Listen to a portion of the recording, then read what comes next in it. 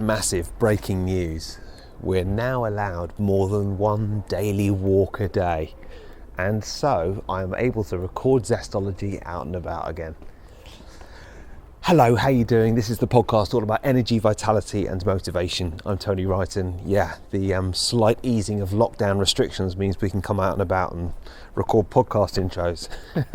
Actually, I mean, every man and his dog and woman seems to have recorded a podcast or brought out a new podcast over the last few weeks. So there's plenty more competition, but thanks for still listening to Zestology.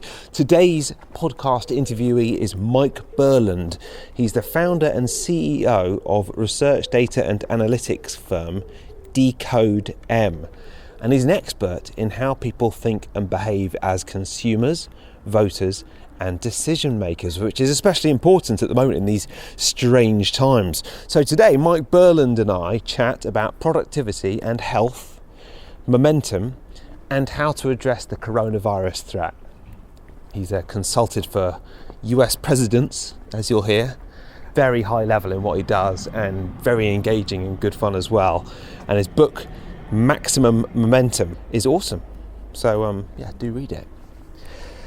I hope everything's going all right for you coronavirus-wise. I know I've spoken about this before, but it is such a strange mix of kind of low-level anxiety about the people that you love and health and everything else. And then I'm doing more exercise, I think, than ever.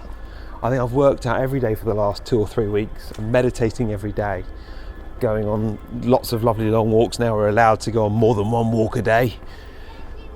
And yet, you wouldn't choose this life, and I think we all hope it doesn't last for too long. So, it is strange times, and I hope that this podcast accompanies you on one of your daily walks or whenever you're doing something that involves decompressing a little bit. Let's have a listen then to Mike Berland. Here he is, talking momentum on Zestology.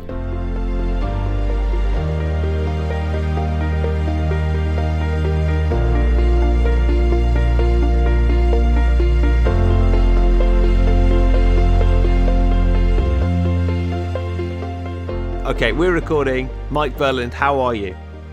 Fine, thank you. How are you doing today? Very good. Great to talk to you. Explain to me if you met someone at a party, how do you describe what you do? I describe myself as a reformed political pollster. And what I mean by that is early on in my career, I knew that I wanted to be a kingmaker and not a king. And so a kingmaker gives the advice to the king, helps the king rule the world, but is never the king himself. And I came to that to be a kingmaker because I had run for office twice in high school and lost. And I realized that the king can get shot, the king can lose. And at the end of the day, once the king is done, that's the end of his career. Whereas a kingmaker can go from king to king. So to become a kingmaker, I became a political pollster, and I was advising kings. I advised Bill Clinton, Hillary Clinton, even worked with Tony Blair for a while, and sort of shared my advice as a pollster for many years. At some point in the last couple of years, I realized that being a kingmaker meant I had to have more tools, and I got into analytics and data science. So now I'm a reformed pollster and analytics and data scientist. Wow. So you've got an extraordinary backstory and quite a unique set of skills. And then how are you viewing everything that's going on at the moment from the perspective of your specific specialist areas? Well, we're in extraordinary times as a data analytics person, as a pollster, as just a citizen of the world. You know, it's very few times in the history of the world that everybody around the world can be talking about the same subject at the same time with the same questions. So coronavirus dominates all conversations and with people really uncertain about their future. The last time this happened, this would be a quiz. Do you remember? It's within the last 10 years. Well, the last virus. No, the last time the whole world talked about the same subject. Oh, I see. Was it Donald Trump getting elected? Close. That would be you know what? You get a Half a you point. get an honorable mention for that. That's Yeah. a good one. Yeah. It was MH370. Do you remember that plane that took Yeah. off from Malaysia Yeah. and was on its way to China and didn't get there? For 3 days, maybe even a week, the whole world wondered where that plane was. Yeah. And we couldn't find it. And now it's the same thing with coronavirus, which is it's this mysterious virus flu that is everywhere and we can't find it. Yeah. And now you're kind of specializing in the area of momentum. And I've been really enjoying reading some of the stuff you've been writing on Twitter, but just explain how you've kind of brought everything together in the area of momentum.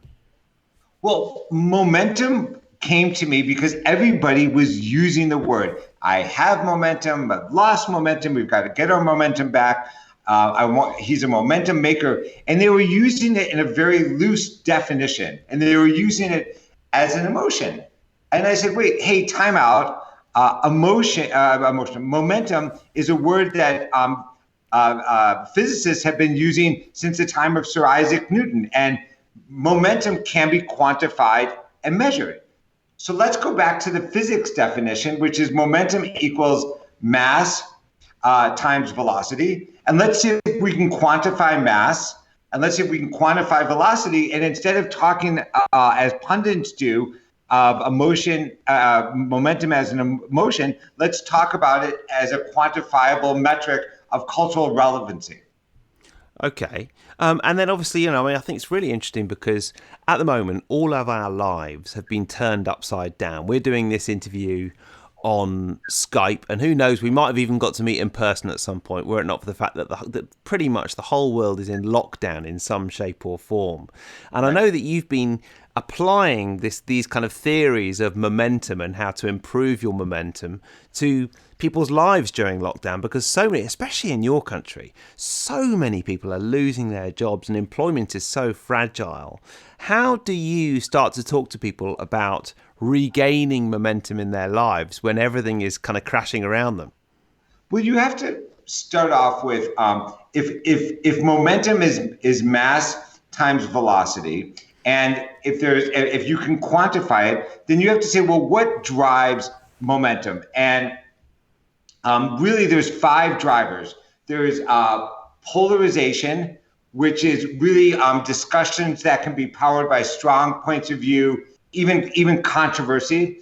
There's innovation, which is creating something new or improved in a way that creates FOMO, fear of missing out, but people want to be part of what you're creating.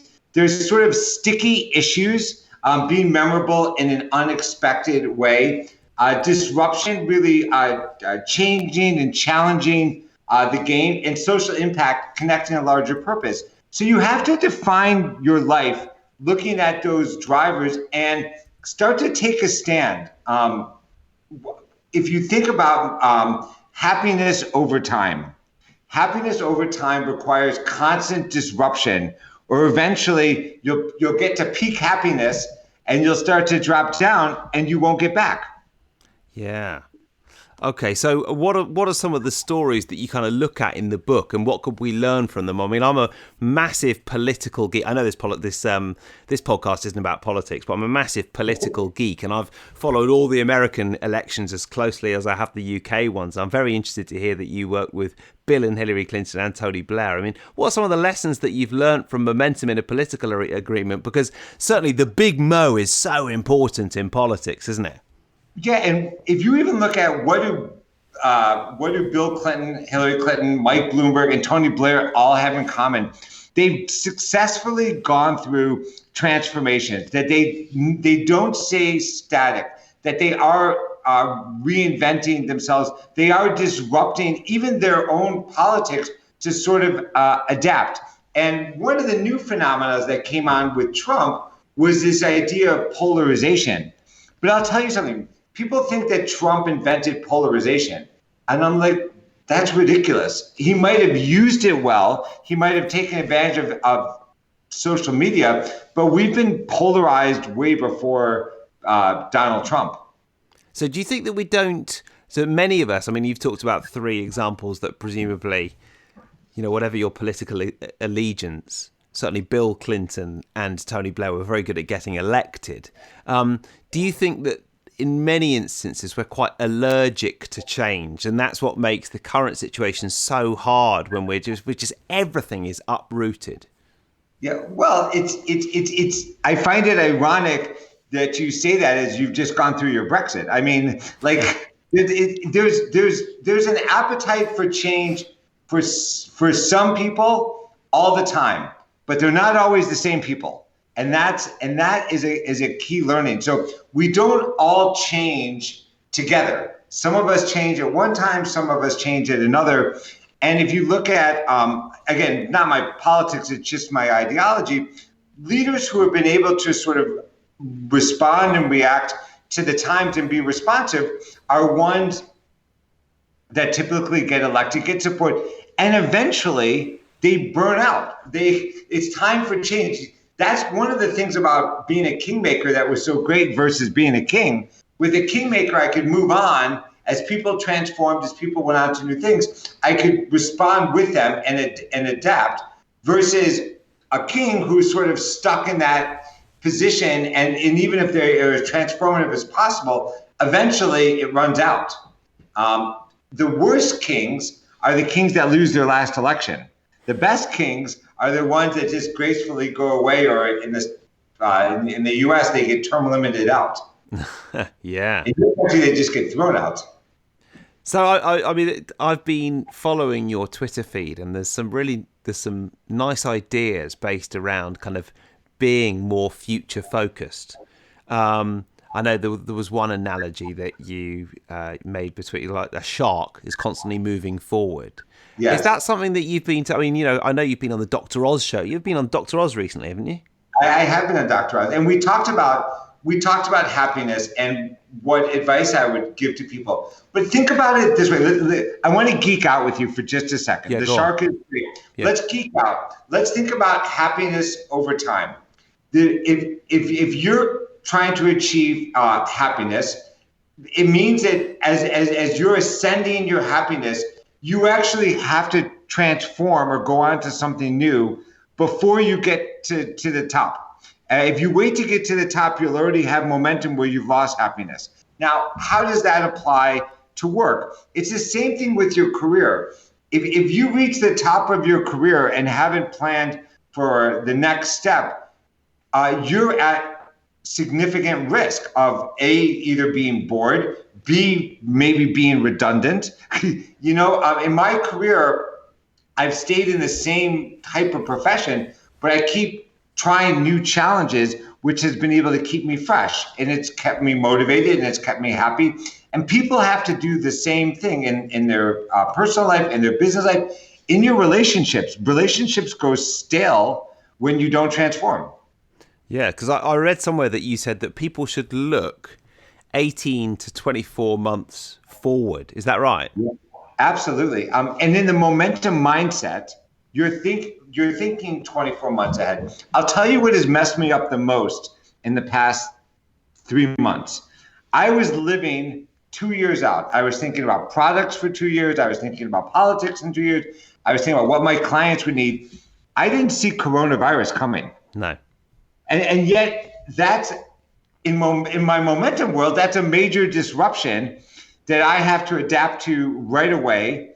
And now go back and say, okay, now that we're in a coronavirus world, I still, we're not going to go back to the way things were. We're going to go to the future.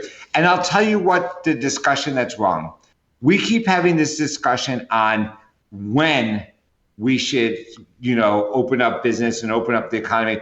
And the discussion we should be having is how. How are we going to do it? How will our lives be different? Because nothing is going to go back to the way it was. And to be quite honest, why should it? And who wants that? Yeah, I mean, I was just telling you just before we started recording, I work at Sky Sports, and we normally have about 150 people working at any one time on our kind of floor of our level on the Sky building. And at the moment, there are a maximum of 12 people in, including, one presenter, and normally there's two. And they've changed everything about the way of working. And it is absolutely incredible what they've done. And they've found that there are quite a few jobs that they simply didn't think it was possible for people to do at home. And it turns out it's very possible for people to do at home. And I just think in the area of our job, our specific little kind of corner of TV, we will never go back to the old way. Now, there is something, I'm going to be honest with you, I've been at Sky for 15 years, okay? So, I'm not part of the furniture, but I've been there a long time. And there is something quite daunting about that, even though that it's great. I think we will do a lot of things differently, but it is quite daunting, the level of change that we're looking at. And I'm lucky enough to still have my job. Many people don't. Well, I look at it as this is the momentum of life. We knew, by the way, you knew that it was going there. Whether we had the courage or the confidence to say, we don't quite need all these people. I bet we could use some technology. We've moved on to a different point. Hopefully they do still need all the people, Mike. I'm really hoping that. But no, it's not the people. Yeah, it's the way that we use the people. Look, yeah. I think what we found through this whole process is that people are more important than ever.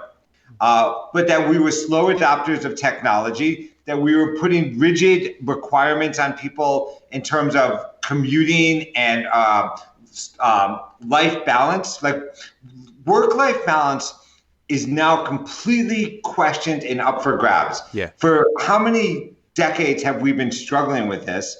And now we're home all the time. Is our work-life balance a little better? Have we learned how to adopt this issue? Why do we need a 5-day in the office work week? Why can't we do it in 4 or 3? So I think there's a lot of traditions or habits that we did just because that we can now say, well, maybe we can do it different. So I'm not talking about human change in terms of people doing the work. I'm talking about how the work is done. Yeah. And then, so in terms of what you do, you said you do, was it a momentum map? I do. I have a momentum map. I have a momentum mindset. Momentum mindset. So you would sit down, and how could people kind of, what could people do today to take away, try and get a bit of momentum back where they feel that kind of everything's kind of falling around their ears? What could they do? Do they write a momentum mindset looking 24 months into the future? Well, at this point, I think we're going to have a couple of points. We have to look at a momentum mindset for 12 months with a couple of assumptions.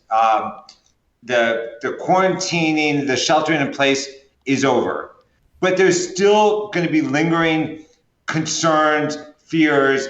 I'm not sure we're ever going to shake hands or hug again. So what's the world going to be like? How are we going to eat? How are we going to shop? How are we going to work? How are we going to travel? What's our leisure? And then find out how we personally fit into that, how our business fits into that, how our life and our family is going to fit into that, and start to map it out. And I always tell people, go to your future state.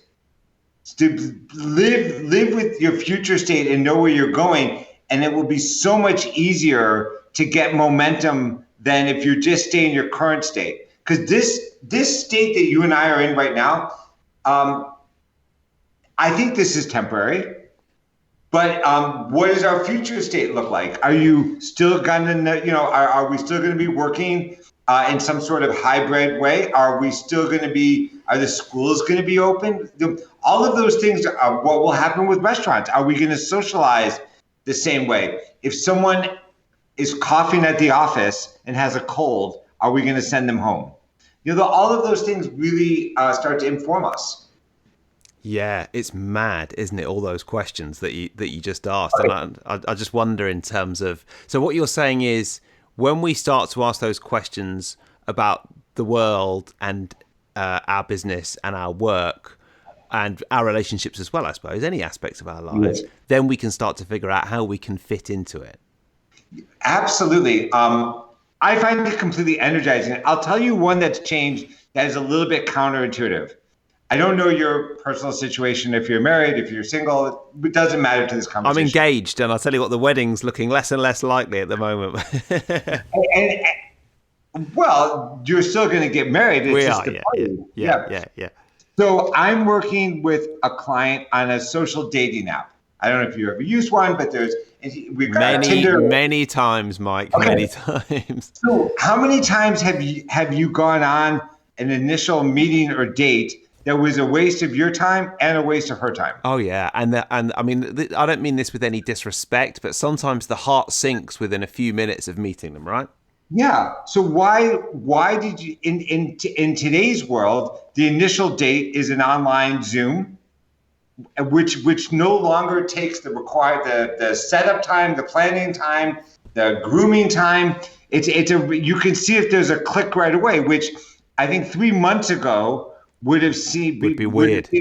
And not too classy, like a little bit transactional. Yeah. Now it's an accepted norm. So can we make those initial connections a little bit more efficient? That's mad, isn't it, Hal? Because of course, if you have a first date, I mean, why bother traipsing across town, spending your whole night drinking alcohol you don't want to drink with a person you don't want to be there with, when you could have a nice little chat on Zoom and it either works or it doesn't, because not everybody's going to get on. And not to, again, because I'm a numbers guy, you could have 2 or 3 of those, and also take off some of the pressure. Take off there's no tension of how the date ends, like that, which would be great. Like if it's working out, don't have to worry about how it ends. Yeah. If it's not working out, don't have to worry about how it ends. It's going to end the same way without any judgment. And if there's a connection, fantastic, there'll be another one. And if there's not, the amount of effort will be appreciated by both sides. So that's just one small change of how it's moved social norms. But tomorrow I'm speaking to a book club that focuses on female empowerment, and it talks about confidence. And this whole experience should give us superior confidence in just how dynamic, how flexible, and allowed us to be ourselves without all the other aspects that were superficial. We're going to go into this authentic period right now. I mean, I'm wearing, I would never, if I met you in a business, I would never wear a golf t-shirt to see with you. I've gone from one meeting to another and I'm having a great conversation. But if we were meeting and doing this live, it would have been half a day of preparation. Yeah, that's very, very true. Yeah. And then I was just chuckling to myself when you were talking about the dating analogy, because I think it's fair to say I settled down a little bit later than a lot of my friends. And a lot of them said to me a few years ago when I was single, they were like, "Oh, mate, you're so lucky having Tinder. If only I'd had that when I was single." But of course I said to them, see, whatever tools, it's still not brilliant, but it does open up different possibilities. And I suppose they're opened up again now. Yeah. Well, first of all, the grass is always greener. That's one lesson. Yeah. And I think they were joking. I hope they were joking anyway. all my single and married friends, I've now realized that the single ones want to be married and the married ones want to be single, and I realize that it's just perspective. So I get that. But there are amazing efficiencies that we've realized, and social norms can change. Yeah, and that is wonderful. I've had clients who felt that you had to, they would never do a video conference because they didn't like the way they looked on video, or they were caught up in the logistics. And I'm like, get over it. Why do I have to fly from New York to Los Angeles for a meeting? Why do I have to fly from New York to London for a meeting? I can do it over a video. It's going to be just as effective. And we've done a solid for the planet because of emissions. Yeah. I've saved so many hours, and we've gotten it done, and we've saved money that we can put into other initiatives. I mean, this is a bit of a side, but I think you're so right on that score that the airline industry and the travel industry is only just realizing the extent of the shrinking of their industry that is going to take place, because we really don't need to fly cities to have meetings when we can do it like this. Right. So I think business travel goes down. Personal travel is going to rebound. One of my clients is Airbnb.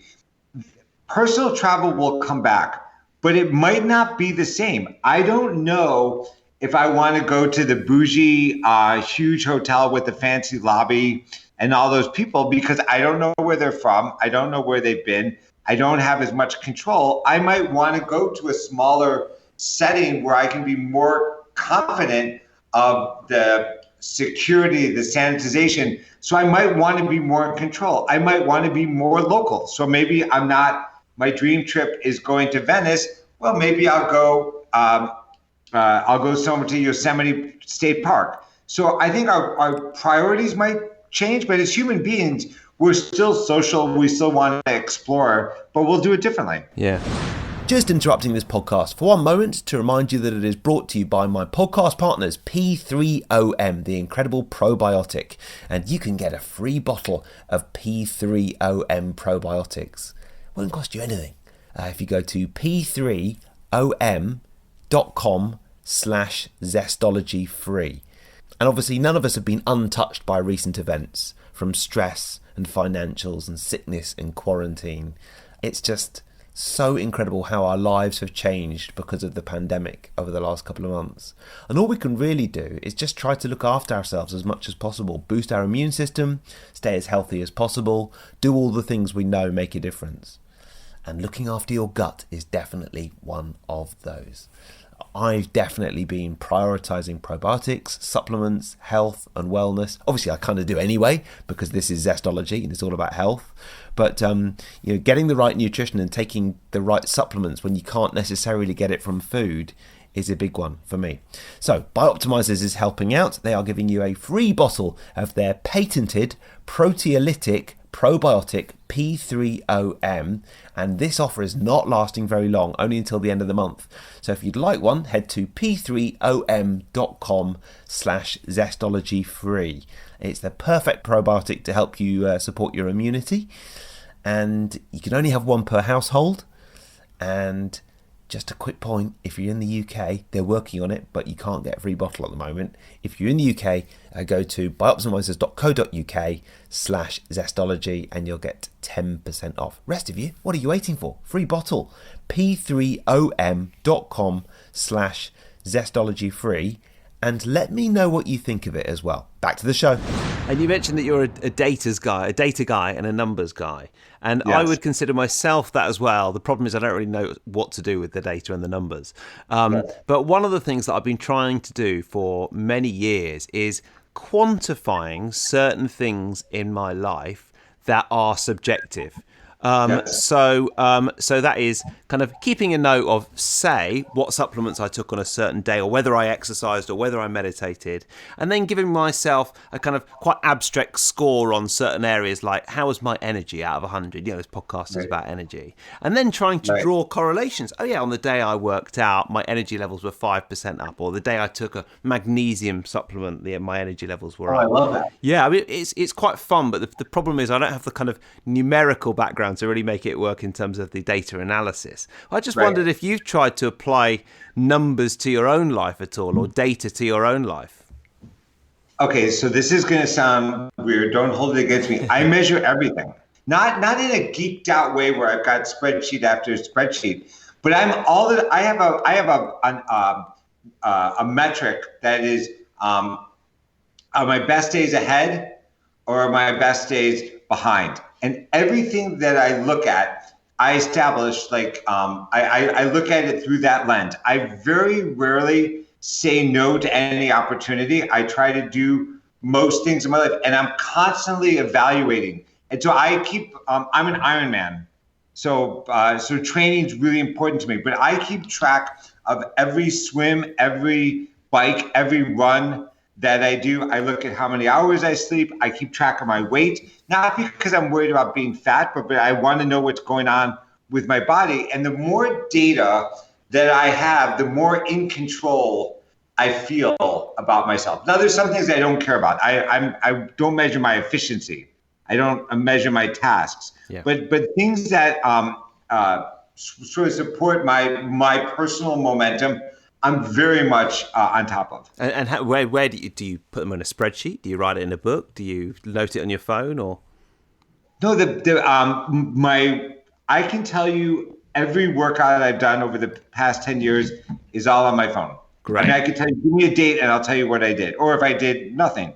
I keep track of my weight on a different app. And then my more sort of subjective, it's just a daily running tab, and it doesn't matter to keep track because it's not for learning. It's just a mental way to think, to keep momentum. It's like that shark that's always moving forward. Yeah. I'm always wondering, best days ahead, best days behind. And I'll tell you why.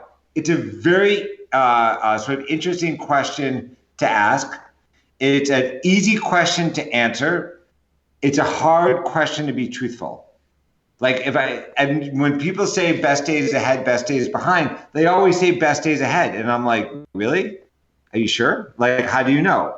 Give me some indicators on that. And yet when I come to a best days behind moment, I correct. I realize that I'm on that curve and I need to take some action. So give me an example of, because I mean, surely that is just a question that there is one answer to or another answer to, and it doesn't change from day to day. Well, there's two. Can I give you a personal one, and then I'll give you a business. On a personal one, I've always been an athlete like you, very active, and yet I was gaining a pound a year. So gaining a pound a year is actually not so bad. But if you in your 20s, so now you've gained 10 pounds. In your 30s, now you've gained 20 pounds. But by the time you get to your 40s, you've gained 30 pounds and you're fat. I mean, it's just how it goes. Like, and you've only gained a pound a year, so you've actually kept yourself in control. So at some point, I had to make a decision to lose weight, and the doctor was starting to prescribe medicines for me. I was going to take a cholesterol reducer, so I made a decision to lose weight, and I lost 77 pounds, and I've kept it off. And so every day I have to evaluate my weight. There's just there's no way I can't do it. Are my best days ahead or behind? Where am I at with my weight? Where am I at with my physical? And I know I can never let that out of control, because on that one day I realized that my best days were behind, and that could never happen again because I was losing my health.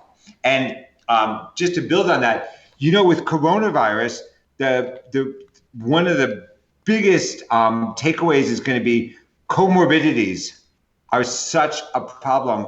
Type 2 diabetes, respiratory issues, heart issues. We now have an incentive other than eating healthy and living a life with exercise isn't just to look better. It's now can really help build your immune system. Yeah. So that's a personal one. On a business side, I realized that and I talked to you about this in the beginning, I was a pollster. I was a great pollster. We created a business that we sold. I've done well. I've supported my family, but my business was dying. And that polling was only giving us limited answers, and there were better methods, there was better data, there was a whole analytics and data science that was coming about. And I realized that if I stayed in the lane of a pollster, I would be best days ahead. The glory days of polling were 1995 to 2005, and when it was really good, and that going forward, it didn't make sense, which got me into data science and data analytics. And that was such a hard choice because the people who were around me came from a research and polling background, and they didn't really see what I saw. And so it took me 2 years to bring them along that decoding data into momentum and quantifying momentum was the best days ahead, and that sticking with polling was going to be best days behind. Right. Wow. It's really inspiring, actually, listening to you. I'm applying that to all different areas of my life while you talk. You have to, because what happened, it goes fast. One day they say you're not relevant. And I'm not talking about you personally, but one day you find out when you're living in the best days behind world, at some point they say, thank you very much. Yeah. You were great. Or in my weight situation, thank you very much. Now you're dead. He had a great life. Yeah, I used to be a local radio DJ before I moved to TV. And I remember thinking, you know what? The life of a local radio DJ is you're kind of cool up and coming one in your early to mid 20s. By the time you get to your 30s, you're on the cusp of being too old. And by the time you're about 34, 35, you're on the gold channel and nobody wants to be there. So I knew I had to leave by the age of 32, 33, much as I loved it, it's time to move on. It's the same thing with us. And so many people don't realize that. Like, I'm sure you were amazing, but there's an expiration date. And that's okay, because you transformed into something else, which is fantastic. Yeah. And so people, there are so many struggles at the moment, but I think you've provided plenty of inspiration. And then we'll get to the question about the book and the tip for energy in just a second. But before that, you mentioned Dr. Oz a few minutes ago, and you said that you were talking to him about happiness. I was quite interested in that bit because some of us have paradoxically found that we're a little bit more happy at the moment than we normally are because we're cooking more, we're eating more, we're spending more time outside, we're spending more time with the family. Other people, of course, are going through unimaginable grief and are losing their jobs and everything else. So what did you speak about with happiness in Dr. Oz? It was very interesting. Dr. Oz and I talked about two factors, control and uncertainty.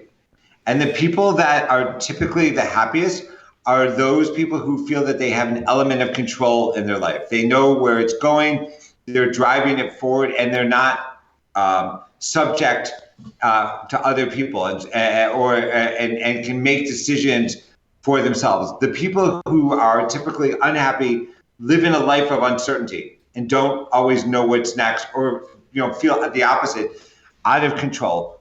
What's going on now with coronavirus is absolutely fascinating to me. I'll tell you why. If you're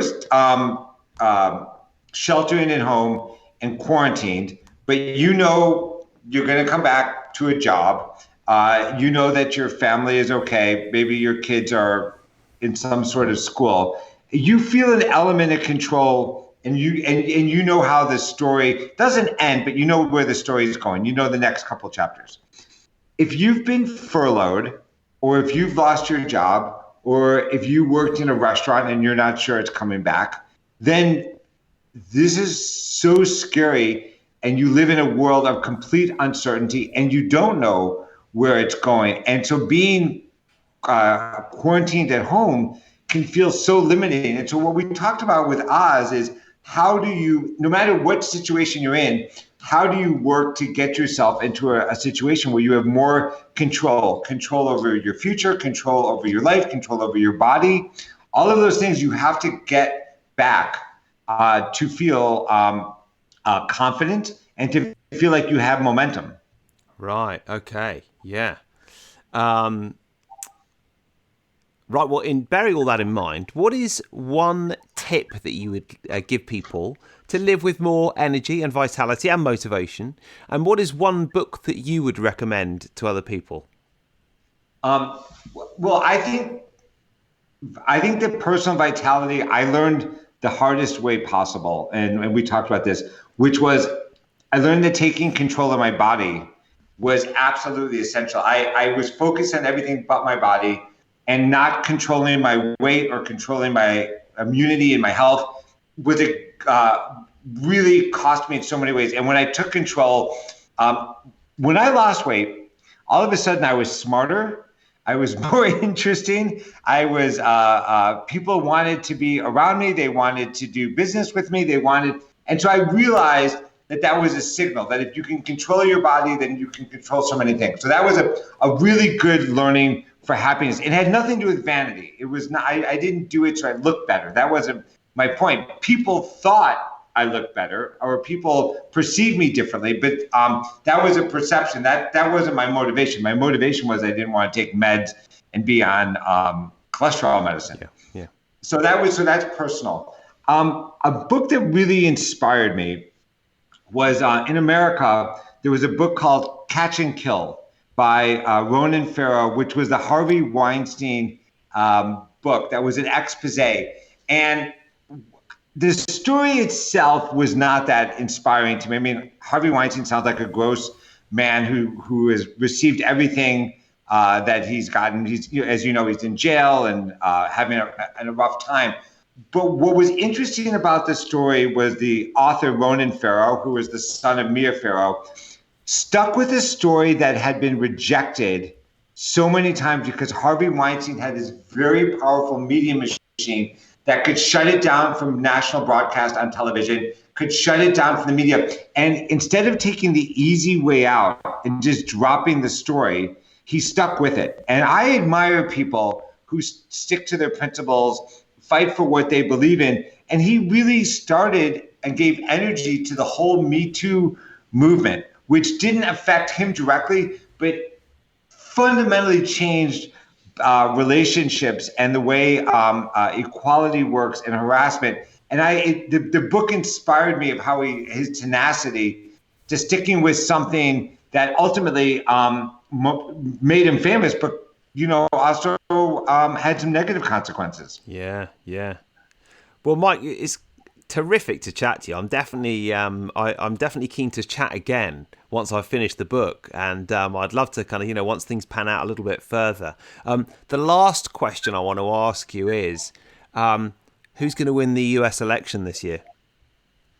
Okay, well, to answer that question, I have to ask something first. I need a little bit of data. Yeah. Okay. Yeah. Does the world, and particularly the U.S., because it's U.S. election, has the U.S. economy opened back up? Are people going back to work? Are restaurants open? And is it? And have we successfully moved forward? Like, tell me what life is like in September and October in the U.S. Yeah, I mean, I would have thought. Firstly, I would have thought there's an element of social distancing still going on. I'd have thought there will probably be, unfortunately, a few mistakes being made in certain states being opened, and then transmission and infection rates going up. But ultimately, I want your opinion, because you're the pollster, and I've no doubt that you've been studying. So what do you think? And therefore, based on that, what do you think about the election? I know there's so many unknowables, but that's why I'm interested. This election is Trump versus Trump. That's number one. There's nobody else involved. This is one man against himself. And if the U.S. is moving in the right direction and the economy is rebounded and people are feeling a bit of confidence and that the country has some momentum, I think Trump will be competitive, and it will be a tight election. If the country still feels stagnant and hasn't gone anywhere, that's a very easy call, President Biden. And if the country is fully back and very functioning and has had what we would call a miraculous recovery, then it's President Trump. Right. But it's Trump versus Trump. That's the key information. It doesn't matter who the opponent is. This is all a referendum on how well we come back. And I'll leave you with this point. How we dealt with the pandemic to now and how we've treated the pandemic will be significantly less important than how we recover from the pandemic. Because while missteps were made in the beginning that are inexcusable, eventually the country rallied and is serving the people better, now better than a month ago. How we recover will be the lasting impact, and so there'll be fundamental changes to healthcare. There'll be fundamental issues to taking care of those who need it the most. The racial disparities, all of that will be factored in. But this is just going to be America's very forward focused.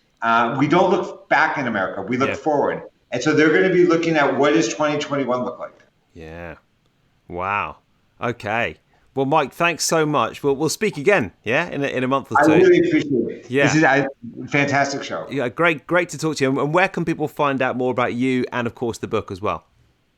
You can find about me at my website, which is decode-m.com, decode-m.com.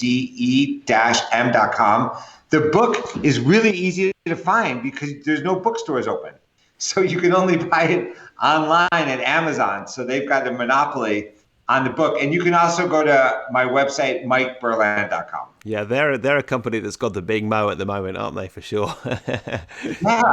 Although it's interesting, yes, they do have the big mo, but it's also what we're finding, local supermarkets are doing extremely well. There's been a big pendulum swing back to local. And I think that as we go forward, at least for the next 18 to 24 months, local is going to be prioritized over anything else. Right, that's fascinating. Mike, thank you so much. Really, really great to talk to you. Thank you.